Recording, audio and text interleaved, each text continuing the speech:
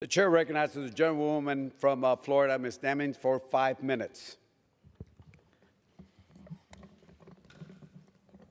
Thank you so much, Mr. Speaker. Today, my community gathers in Orlando to remember 49 victims of gun violence. The Pulse shooting 3 years ago today was the worst terrorist attack in our nation since 9/11. Recall for a moment that even now, there is no federal law to ban LGBTQ discrimination.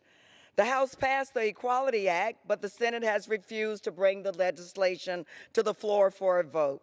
Yet in spite of these challenges, there are still places in America that are meant to be safe havens.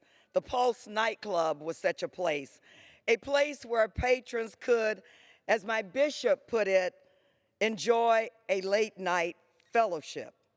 The victims of Pulse were not in the wrong place at the wrong time. They had every right to be there.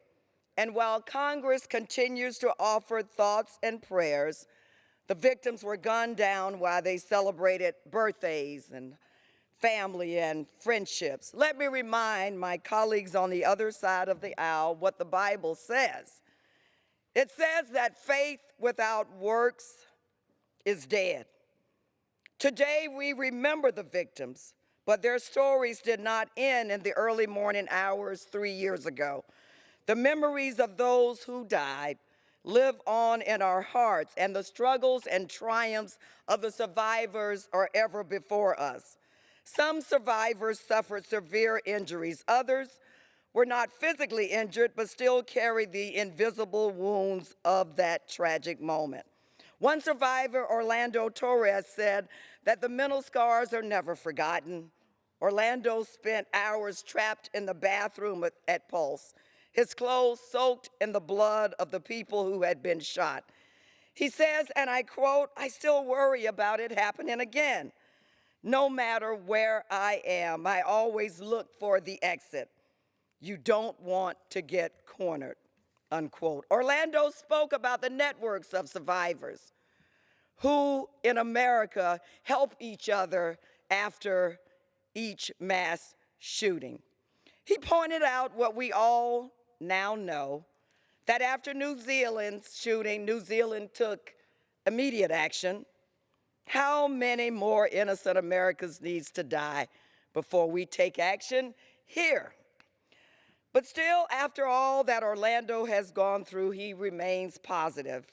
Simply amazing. The attacks, he says, allowed the survivors to share with the world the humanity of the LGBTQ community and show that we are all God's children. He also said, "I still go out. If we stop dancing and loving each other, they win." Sadly, mass shootings are the product of our failure to pass legislation designed to keep guns out of the wrong hands. Many victims in the Pulse nightclub shooting and shootings across our nation did not stand a chance of survival because they were shot with weapons designed for war. This is not the America that we were created to be. In the days and weeks following the Pulse nightclub massacre, many of us spoke about how Central Florida came together on one accord to help our community. And I could not be prouder of the people in my hometown who came together to stand up for and stand with brokenhearted families, friends, and to protect our community. The victims of Pulse nightclub belong to us, and we will never forget the lives they lived or their tremendous potential that will never be realized. Today we remember, and through that remembrance, we transform hate into love and loss into strength. Thank you, Mr. Speaker, and I yield back.